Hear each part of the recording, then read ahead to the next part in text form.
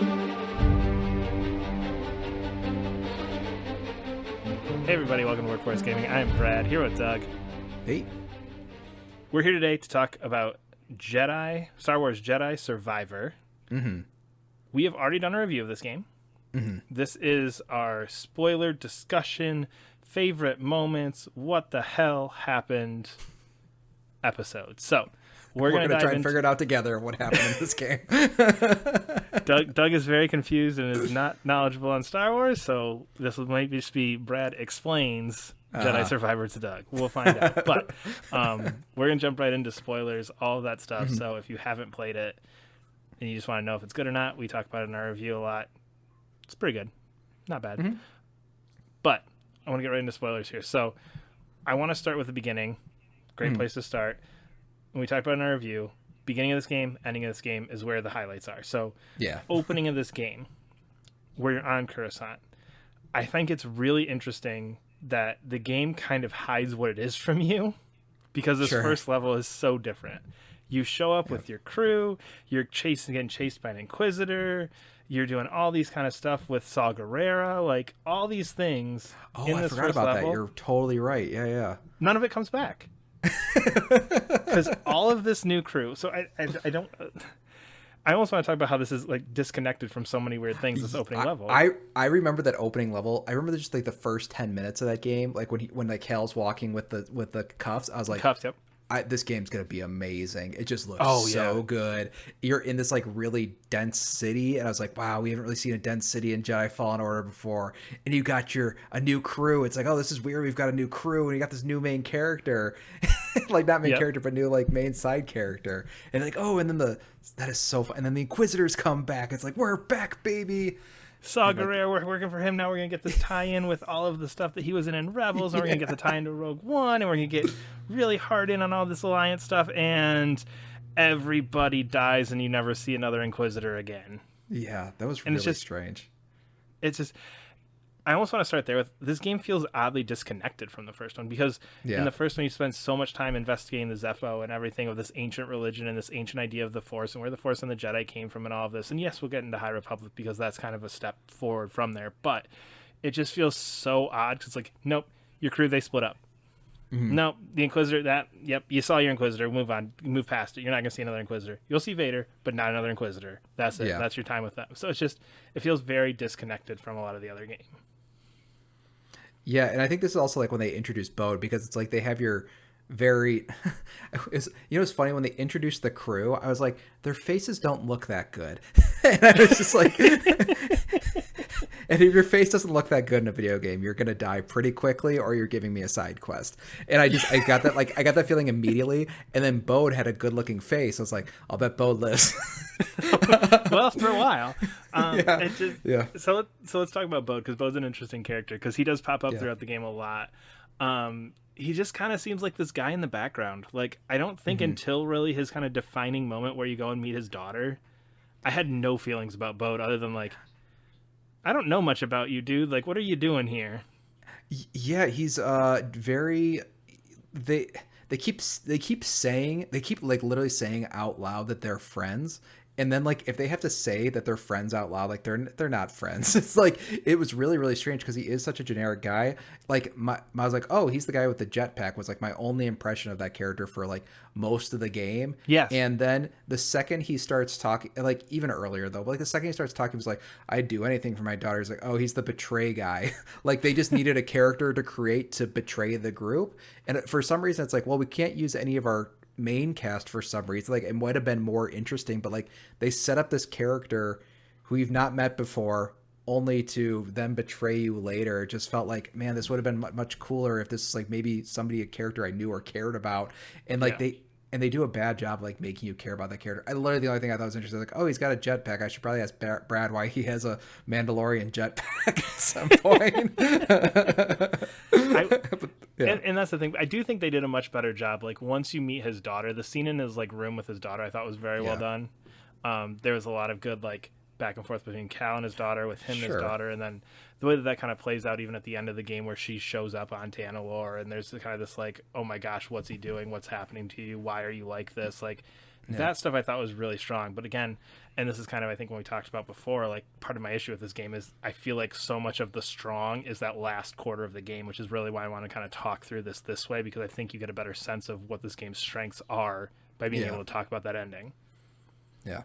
It was the other thing that was kind of interesting about Bode is that because you have so much less time with like your other crew, he's like your main crew guy for most of the game too. Yeah. Which just, man, I just miss that old crew so much because I really like that crew from the first game. And I really like the villain from the first game too. She gets kind of killed off in the first game, but still, yeah. Yeah, the villains in the first game were much better, I think, than this one. I just, because again, I think, and we can talk about him a little bit, Dagan Gera, who's this High Republic Jedi that you like resurrect. I mean, just very one note where it's just like, I want Tanalorr. Okay, but what else? But Tanalorr.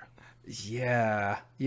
It's just funny how we introduced this thing, because you were talking about like Doug didn't understand any of the story. We spent a good 10 minutes before this started trying to figure out what his motivations were exactly, or why he was a bad guy. I think the game does I think it's really cool seeing this like very old school Jedi. You're like, oh, what does that even mean? I don't know what an old High Republic Jedi even means in the context of the story. And then he just immediately turns into the bad guy, and then his motivations I think are really poorly explained for a lot of the game. So like you have your best friend character who's not super well established, and now you have a bad guy who also isn't quite clear, doesn't have the clearest motivations, and like that's kicking off our story. It's like, oh boy. So. Yeah, it just,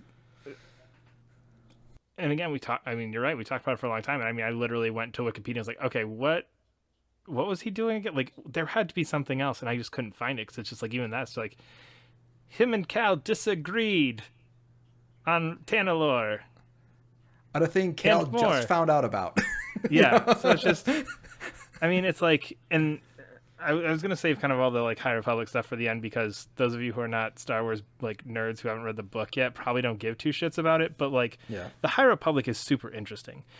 The whole concept of it is it's like this golden age. There's thousands of Jedi. Like the Jedi are known as like, they're like Avengers, like in the Star Wars universe, where it's like everybody has heard of the great master such and such, and like it's like that level of stuff. Like, oh yeah, the Jedi went out, and one of the big things is Starlight, and they went and built this whole thing so that the entire Republic would have the ability to go and explore these distant planets. And it's handled so like nonchalant in this, and this guy's a perfect example of it. And like even in like the flashbacks with Centauri Kree, where it's just like, you could have made these people something, you could have like really embraced this. And it's just, I think that's almost part of the problem that I had with Dagan Gera, where it's just like, but no, like have some issue with the Nile, who they bring up in a parentheses, like in a conversation, like have a conversation about like his experience with the emergence in the Shattered Moon, because that's from this emergence with the great hyperspace disaster where this thing came I don't think from. they ever talked about that. When you said like, oh, the Shattered Moon, I was like, yeah, it's just the level. You're like, no, the Shattered Moon is because of this cool hyperspace accident. And I don't think, was that brought up? There's a 2-paragraph thing on emergence in there, and like that is literally like one of the like the High Republic books have been released in phases. That's like the kickoff for like phase 1 of the High Republic. Like the first High Republic book is like these emergences keep happening and keep shattering planets and destroying huge things because of this. Side note, basically what it is no, I'm curious. These two ships like collide in hyperspace, and because they don't come out of hyperspace, basically all the parts of these gigantic ships just come flying out of hyperspace at like the most random ass points, and just decimating planets and like all this other stuff. Was it like a single accident or something that's causing this? Spoilers. For what? Books. Okay. Hit me. we can talk after this, just in case anybody who's listening actually wants to read books, but I know you don't. But yeah, no, absolutely not. I'll put a little edit here. You can skip ahead too. Not even worth it. Not even worth it. Anyway, but yeah, so it's that kind of stuff where it's all this cool stuff with the High Republic Dag and the Nile. Like, you could have used Tanalorr in some way. Like, you could have talked about all these different things of like what the Jedi were doing and all this, and it's just like these. I think you didn't even know the name of them we're talking about. He was like part of this marauder group who came and like they were bad or something. It's just like you had such with as much as Lucasfilm is pushing High Republic, it's insane to me that like this huge piece where you first bring up like High Republic's been in very little stuff up until Jedi Survivor, like outside of books, and it's like this was your shot to get people hyped on the High Republic. You're doing a full-on series on it. I think in 2024 is when the Acolyte comes out. You're doing a full-on live-action series on this, and we're not even gonna give it the time of day in this. We're just gonna like, those Marauder guys, they were bad, and Jedi were good. This is a really dumb question. The only unique thing that was pulled out of that to me was like the droid stuff. Is there any interesting High Republic? Because no, like what I'm telling you is like quite literally the only like, oh, here's the unique thing is like the droids kind of look like 1950s or like no, not like 1950s, but like early 40s sci-fi looking. It's like it's a cool looking robot. And I was like, oh, maybe the robots from this time period have something interesting besides like looking different. Is there any? Because that was the main thing I pulled from the height like of all this stuff. I was like, oh, cool robots. I'm assuming that has nothing in like High Republic. Yeah, they got droids, and that's about it. There's nothing cool or unique about them. There's nothing unique about the droids to my knowledge that I can think of. So there's that. I do want to kind of jump. Okay, so just another aside, since we're talking like greater Star Wars stuff, I did find the hidden path being like a key part of this really fun. Sure. Having just come off Obi-Wan, because that's like the key thing in Obi-Wan is how Obi-Wan gets around and what's happening with these Jedi after Order 66. So I thought it was kind of fun to get Cal as like, oh yeah, he's like kind of this survivor, this fallen order survivor, this kind of lone Jedi who's trying to like find his way. And it's like, okay, like of course he would have stumbled onto the same thing that Obi-Wan did through that series. So I thought that was a fun connection as well. So I thought the hidden path thing was kind of interesting because they had that. I think the other thing I kind of liked was in that not the home base area, but the place where Siri is. I liked that they had like smuggled part of the Jedi library. Yeah, I thought that was like really kind of even me not knowing anything about Star Wars and like seeing that from them, I was like, actually that's kind of a neat thing. Is like they were able to smuggle portions of that out. So I think that made the hidden path stuff like a little bit more interesting, and they talk a lot about it. Although I don't think you run into any other Jedi per se, like who's on the hidden path. Like you meet like Siri, and then that guy I totally thought was dead from the first game, but I guess he's alive. Not anymore. Not anymore. They okay. Did you? Okay. No, but besides those two people, you didn't see anybody like coming along the hidden path. Like they talked about people moving through, but you never actually met another Jedi or something like that. I don't think. Yeah, but so. I think that's fairly well established in Obi-Wan too, where it's like, no, we got to keep you guys moving. Like we're keeping you moving. We're giving you we keep you moving. We're giving you new assigned identities. We're putting you in places where the Empire is not, which was kind of the draw of Tana, where it was like the Emperor, because you need this special compass to get through that. I don't know if it was an abyss or whatever it was. Yeah, that's kind of the key thing where it's like, okay, instead of going like, okay, we're going to send you to this like super distant outer rim planet where you're just going to be a farmer forever. Okay, you're going to go live in a hut on this underdeveloped world in Dagobah. You're going to go hide out in the Dune Sea. Like, instead of doing that, it's going, okay, no, we can have a place where we can like establish a base. We can get all of these people together instead of just kind of moving them through and like spreading them out throughout the galaxy. Didn't you say it was an interesting place to put that though? Like I remember you said like, oh, it's an interesting planet to put that Siri base on. Am I wrong? Oh, because it's Jeddah. Yeah, because Rogue One.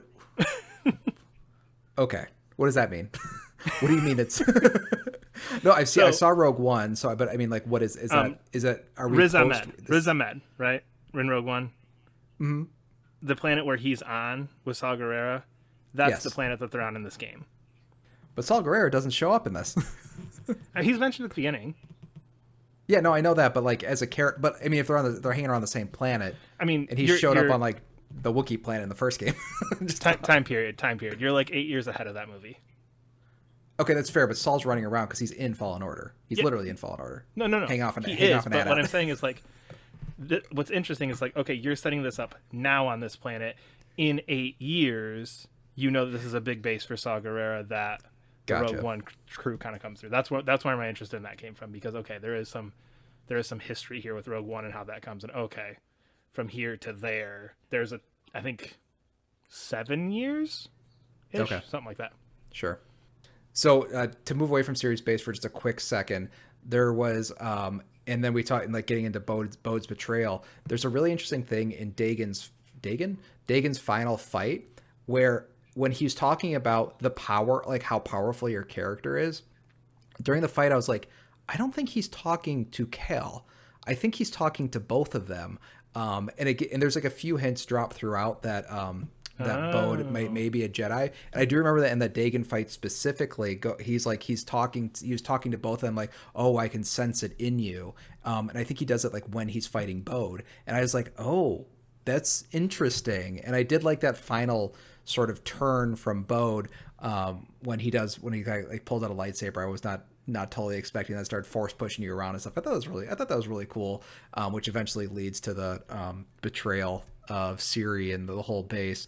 Did you like Bode's betrayal scene? I'm just curious how you felt about that before we start getting to Ciri's base getting blown up and all that. I did. Again, I think there were hints at it coming. Like, you could kind of see something like that happening. Mm-hmm. I liked it in that I felt like I wasn't expecting Jedi to come from it. Like, I was expecting, okay, he's hiding something, he's somebody, I wasn't just expecting the quick nope, here's my lightsaber, let's go. Like, I wasn't expecting that quick of a whoa, that's out, that kind of got me. I thought that was really cool. Yeah. But yeah. But then it does lead to Ciri's base, which I feel like the whole game I was going through that base, this base is going to get attacked. It just feels very gonna get attacked. When you're walking around, this is a video game level. This isn't really a hub world. This is a video game. This is a good arena right here. Arena, hallway, arena. That's how you would. That's how I would design a good 2-stage boss fight. Arena, hallway, arena. Yeah.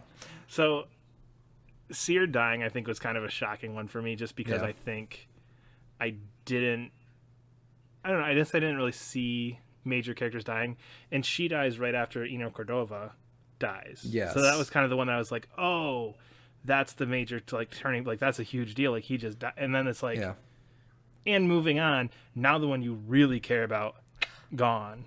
Yeah, it sucked. Ciri's death. I mean, that whole fight, I think the Ciri change I thought was really cool, because I think as soon as you play as her force push is super powerful, but she has very similar abilities to Cal, but she's clearly more powerful. Yeah. And I did like that she's the one that does the Darth Vader fight, because Cal would have gotten smoked. But Ciri is more experienced, could potentially hold her own, does still get killed by Darth Vader, because Darth Vader, he's got plot armor till at least episode 5 or 6. But no, it was cool playing as her. On her death though, I didn't like that they killed her, because they're because it's when you play as her, it's oh, here's the interesting character of the game. Here's and not that Cal isn't is so not interesting. I think that was oh, here is something that feels very Fallen Order-y, was this character Cere. And then when you get to play her, it's oh, this is such a cool moment. And then when she dies, it's man, there's not, I felt it was neat having a character die that you cared about, but it also felt that was one of those things that made Fallen Order feel Fallen Order-y. And then I was and then when that went away, it's now I really don't know what Fallen Order was when she died. I was oh, I guess it's just Cal, Witch Lady, and Pilot Guy now. That's the Fallen Order crew now. It really did suck when she died, though. I did like her character, because I think they really make her just seem so cool in those moments. And then they smoke her. It's such a cool turn too, from where she was in Fallen Order, where she's kind of this Jedi, whatever, and then over the time jump, she's fully embraced this role and everything. I think that's really cool. Yeah. I do think what you're saying, I think, almost makes it work for me, where it's it's unexpected, it hurts, it feels it's oh, but is that the one we had to kill? I feel that's the good stuff, where it's oh yeah, that's you killed the main crew person number 4, who I don't really give 2 shits about. Okay, yep. Oh, they had to die so Cal could have this emotional moment. No, we took away the good one. We took away a good character. Yeah. But that Vader fight was great. I think it's one of those where I didn't expect a Vader fight in this one, especially after they did it in Fallen Order. And I do like your point that Cal would have got smoked, because you had to play a lot in Fallen Order to be how does Cal kind of win this one and survive? We have to do all this weird underwater craziness. Well, when they introduced him in Fallen Order, you have to run. I love that. Exactly. You just have to he's just a terrifying, horrible insta-kill thing. I was that was so cool. And Cal could maybe get a few swipes in now, but he's going to get smoked immediately. But that's the thing. Because of that in Fallen Order, now fighting him as Cere is just okay, this is cool, because you see that oh no, Cal, whatever, I got this. You had to run away. You had to hope the water got him. I got this. Don't worry. It's so cool. She plays really well. That fight is really, really well designed. I loved kind of the different stages of it. I liked how hard it was. It was even on normal. It's the hardest fight in the game. It was a difficult hard. Yeah, yes, which is cool. It's not the final fight. It's the hardest fight in the game. Is really neat. Because that was my concern when I saw him pop up. Is it's like, I know I'm not at the end of this game. Like, you cannot make this random ass High Republic Jedi stronger than Darth Vader. Like, because at that point, I'm assuming Dagan Gera is going to be the final boss. Yeah. So you're like, no, he's not stronger than it's Darth Vader. Like, stop it. It's like, oh no, every fight after this, not as difficult. You can get through that Darth Vader fight. The rest of the game, cakewalk. Yeah. More or less. I guess to kind of wrap it up here, with Bode being the final boss, how did you feel about that? Because that's my issue with... That's one of my main issues. I'm trying to remember what exact... I remember, like, because the lead up to the fight is really strange, because you do get to the planet safely. Yep. And then... that's what it is. You want Bo to turn himself in to somebody. Because you bring his daughter with you. Yes. And so your whole thing is like, we can get you back. Like, you can do this. Like, let us work together on this. And Bode's thing is like, no, even here now, if you tell other, like, if me and my daughter can stay here and live our life here, nobody will get us. Yeah. But if you start bringing more people here, the Empire will find this and will destroy it and will kill me and my daughter. Yeah. Is basically the disconnect. But he's not interested. Like, in my mind, if you're not going to do main villain final boss, like if Dagan Gera is not going to be your final boss, it needs to be the guy ahead of Dagan Gera. Like, who's he really working for? And it's like, no, there was secretly like this other person behind him the whole time, which is what JRPGs do all the time, where it's like, I killed the final boss, great. 10 more hours, he's not really the real bad guy.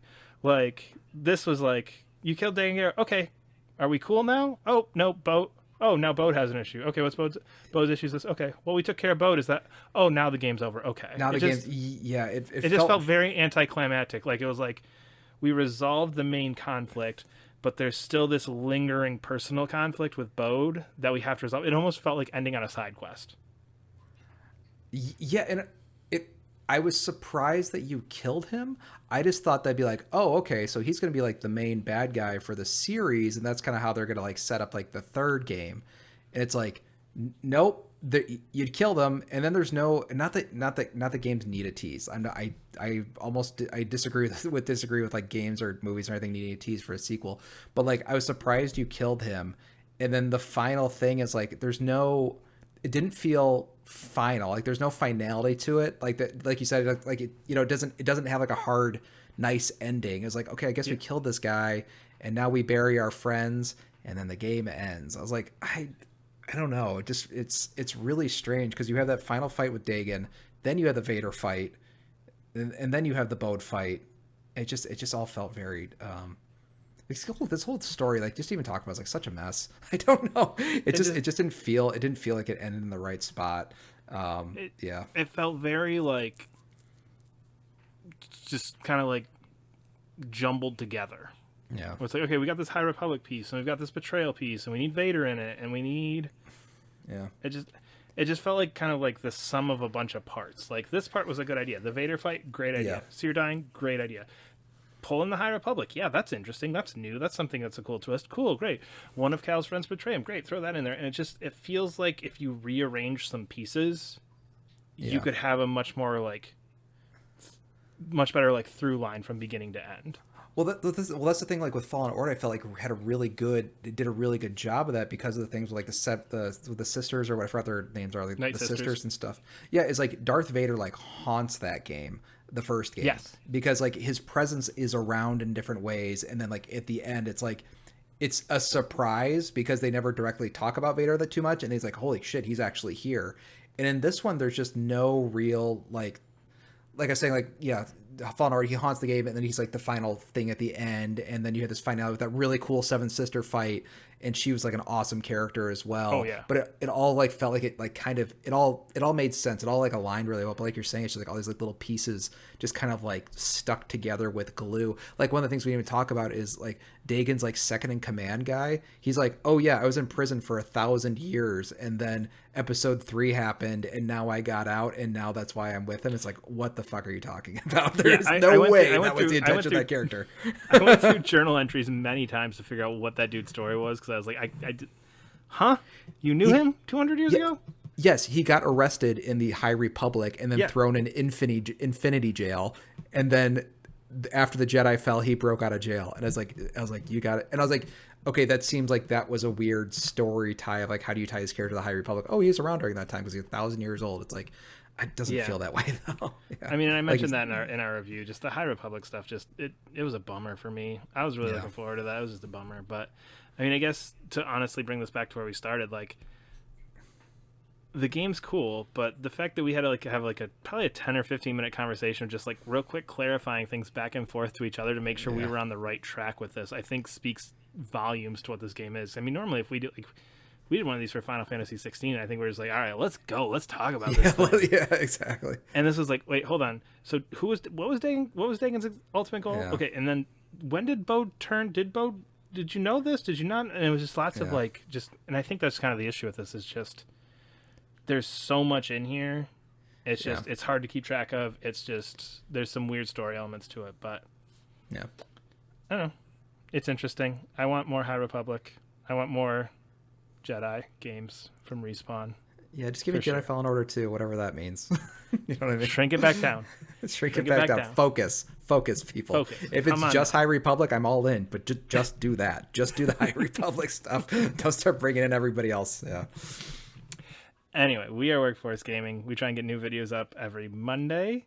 Subscribe to our channel, leave a comment below, and we will see you later. Bye.